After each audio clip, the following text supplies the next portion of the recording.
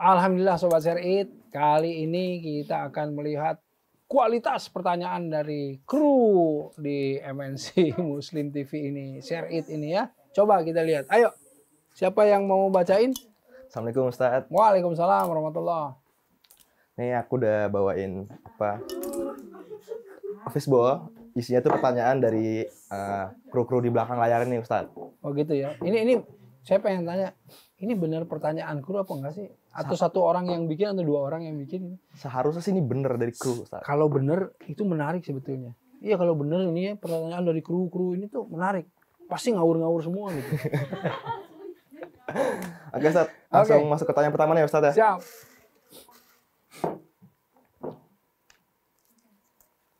Nih Ustadz pertanyaannya.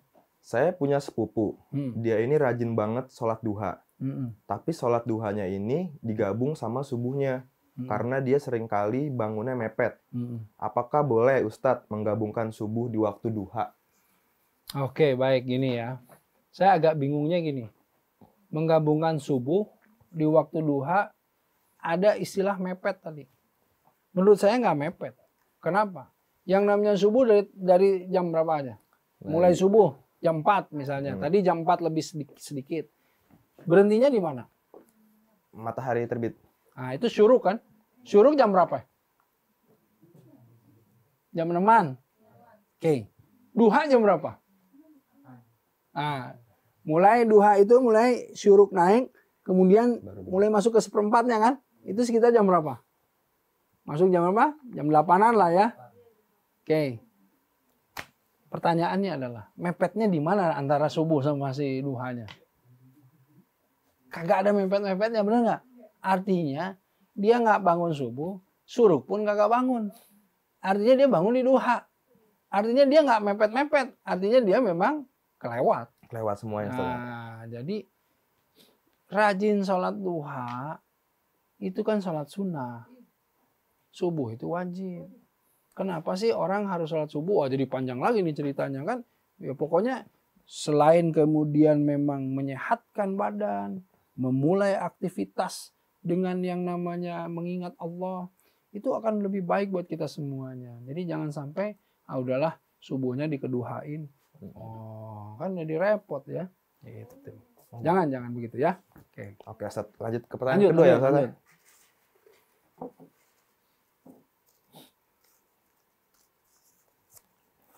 Nih, Ustadz, dulu saya lebih senang sholat di rumah. Tapi semenjak saya tahu dia sholat di masjid, sekarang saya jadi lebih sering ke masjid supaya bisa cepat dinotis sama dia. Kira-kira Ustadz bisa bantu nyomblangin nggak Ustadz? Ya, ini pertanyaan siapa sih nih? Tapi gimana Ustadz kalau misalkan kita nih sholat tuh karena ada maksud tertentu, karena mungkin pengen ketemu sama seseorang yang itu, jadi kan niatnya berbeda tuh Ustadz. Itu gimana tuh Ustadz? Gini ya, ini kan ada dua jawaban ya. Kalau jawaban Ustadz yang strict, jawaban yang strict tuh gini, ini amal-amal lu biniat. Niat kamu itu kan betul-betul menunjukkan bagaimana nanti pahala kamu ya kan? Nah, jadi artinya kalau niat kamu ke sana berjumpa dengan si dia, berarti niat kamu bukan niat sholat kan gitu ya.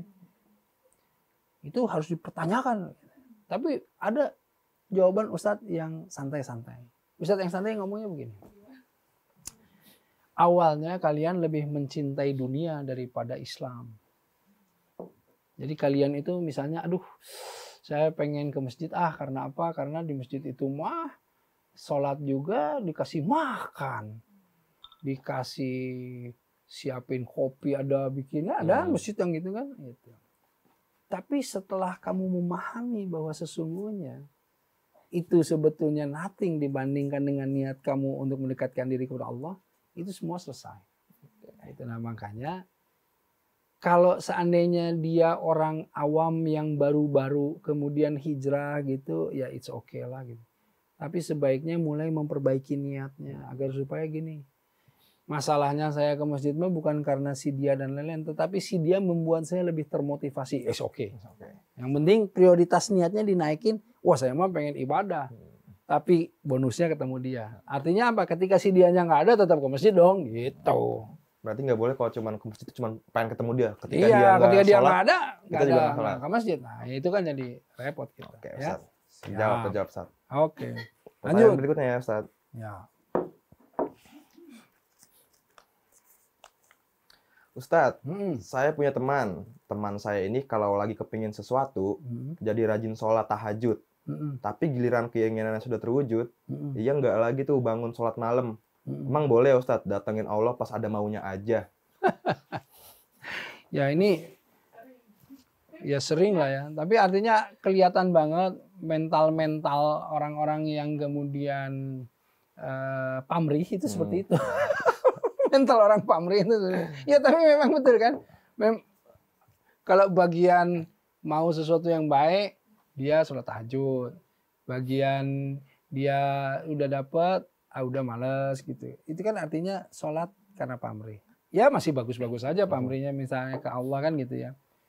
Tapi intinya, bayangkan kalau seandainya membangun hubungan dengan Allah itu membangun hubungan mencintai gitu. Jadi ya Allah, karena saya ini betul-betul pengen deket sama Allah, karenanya ya Allah, saya dikasih atau nggak dikasih juga itu mah terserah Engkau ya Allah. Kalau pengen mah tentu pengen, tapi dikasih nggak dikasih terserah Engkau ya Allah. Saya ingin melakukan sholat ini karena ingin dekat denganmu ya Allah gitu. Jadi ini yang harus kita pahami ya. Jadi kalau misalnya kita paham bahwa kalau kita dekat sama ayah kita, kita kagak usah minta juga dikasih langsung. Gitu. Tapi kalau kita kagak dekat, kita harus bikin proposal dulu. Benar. Ya kan? Nah, itu yang harus dipahami. Makanya dekatlah dengan Allah agar supaya apa? Agar supaya ya udah nggak usah lagi proposal-proposalan gitu. Apa yang kita inginkan kan Allah kan tahu jahra wa ma yakhfa, yang disembunyikan, yang nampak, yang nggak nampak kan tahu semua Allah sebetulnya. Nah, itu kuncinya sebetulnya. Ya. Baik, lanjut. Ustaz. Ini pertanyaan kru nih bener nih, ini pinter-pinter kok krunya nih. Ini Ustaz, pertanyaan berikutnya Ustaz. Iya dong ya. Alhamdulillah saya rajin bangun malam untuk mendirikan sholat tahajud. Setelah sholat, saya mulai berzikir. Harusnya setelah berzikir saya langsung bermunajat, memanjatkan doa. Namun apa daya mata saya mulai ngantuk. Apakah hukumnya mendirikan sholat tahajud dalam keadaan mengantuk, Ustaz? Ya, nggak ada hukumnya. Sebetulnya kalau misalnya tahajudnya mengantuk, artinya tahajudnya sudah mulai nggak exciting buat dia. Nih ya, kamu kalau nonton film yang nggak rame ngantuk kan? Ngantuk. Tapi kalau yang rame, waduh, ngantuk juga dibangun-bangunin ya kan? Nah, jadi hubungan yang kalian bangun dengan seseorang yang kalau ketemu ngantuk, ya berarti yang seperti apa? Tapi kalau hubungan yang spesial, ya nggak akan ngantuk. Ya, gitu. Jadi kayak gini nih cerita. Saya ini kalau mau touring kan saya seneng nih. Touring sesekali, ya setahun mungkin cuma sekali. Itu sebelum touring malamnya tuh nggak bisa tidur. Aduh, besok pengen ini. Kepikiran ini. Itu sangat exciting kan. Tapi kalau kita sesuatu yang kita lakukan sehari-hari biasa, udah jam segini lagi udah malas kan. Ya kan? Nah, bagaimana kualitas tahajudmu gitu loh. Jadi ya kadang orang yazid wa yankus naik turun gitu ya. Ya it's okay, makanya saya bilang kamu tahajud tapi sambil ngantuk ya oke lah, tapi jangan ngantuk terus ya gitu. Oke? Oke, Ustaz.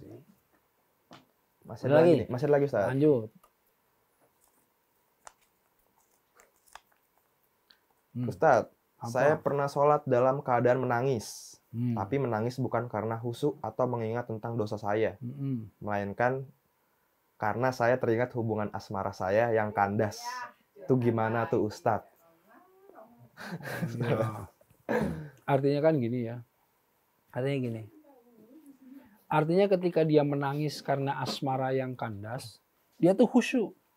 Khusyuk terhadap asmaranya kan gitu. Nah, itu tinggal dialihkan kepada permohonan dia kepada Allah. Bahwa ya Allah, tumbuhkan kecintaan aku kepadamu itu lebih besar daripada kecintaanku kepada yang lainnya. Agar supaya aku tidak perlu menangis kehilangan seseorang atau misalnya ditipu atau dibohongi oleh seseorang. Itu. Nah, jadi mohonlah kecintaan itu, ya, mahabbatullah itu hanya maksudnya bukan hanya yang paling atas itu kecintaan kepada Allah. Itu. Oke, Ustaz. Ini pertanyaan tinggal satu nih Ustaz, terakhir. Ayo. Nih Ustaz. Ya kalau kita habisin nih Ustaz. Kalau kurang ya kamu nanya sendiri aja. Jawab sendiri juga boleh. Ayo. Nih Ustaz, waktu itu saya bangun kesiangan sekitar pukul 6 pagi dan telat mengerjakan sholat subuh. Sekitar pukul 7 pagi, saya baru mengadakan sholat subuh saya. Syarat sholat qodho adalah mengerjakan sholat mengganti dengan secepatnya. Apakah sholat qodho yang saya lakukan sudah sesuai dengan tuntutan, Ustaz? Tidak sesuai. Jadi seharusnya kalau kita telat, bangun tuh langsung. Jangan bangun, aduh telat nih sholat subuh. Oh ya makan dulu lah. Ngeteh dulu, ngopi dulu. Nah itu nggak boleh. Jadi bangun tuh langsung. Karena telat, ya langsung. Disitulah kemudian kita terlihat memprioritaskan sholat subuh. Bukan yang lainnya. Tapi karena kita ketiduran, ya namanya orang kan. Bisa jadi alarm banyak dinyalain, tapi kalian lagi begadang bikin naskah segala macam kan, orang kreatif suka gitu kan. Jadi waduh, tapi langsung gitu. Nah itu yang diprioritaskan, harus langsung secepatnya gitu. Jadi jangan nanti. Jangan nanti. Berarti kalau misalkan qodho itu misalkan lagi beraktivitas gitu nggak boleh Ustaz ya? Bukan nggak boleh. Bukan nggak boleh, tetapi kita memprioritaskan karena udah telat. Ya kayak kamu tuh telat makan. Makan dulu. Apa kemudian nanti aja orang udah telat makan, perut udah sakit ya makan aja dulu kan gitu. Oke, itu intinya. Jadi prioritasin dulu yang lagi telatnya. Yang nanti ya kita undurin dulu sedikit. Oke, Ustaz. Baik. Alhamdulillah ya. Nah, jadi tadi menarik sekali pertanyaan-pertanyaannya ya, dan barang siapa yang nanti ingin memberikan komentar, kritik, saran, silakan kirim ke akun IG kita @mnc.muslimtv ya, ke @mnc.muslimtv. Tadi alhamdulillah nih saya udah ditemanin siapa tadi? Omar Ustaz. Omar nih sudah nemenin saya membaca berbagai pertanyaan dari kru ya, dan alhamdulillah tadi bisa kita simpulkan ya bahwa sesungguhnya waktu-waktu sholat, bagaimana kita memperlakukan sholat ya, itu penting sekali dalam kehidupan kita. Karena apa? Karena kita memahami dari Rasulullah SAW bahwa kalau seseorang itu sholatnya benar, pasti insya Allah yang lainnya juga benar kan gitu. Ya. Mudah-mudahan kita menjadi orang-orang yang terus berupaya untuk supaya sholat-sholat kita menjadi benar. Baik, alhamdulillah itu aja. Omar, saya, semuanya dari kru ini ya mohon pamit. Sampai berjumpa lagi di episode-episode mendatang. Billahi taufiq wa hidayah. Wassalamualaikum warahmatullahi wabarakatuh.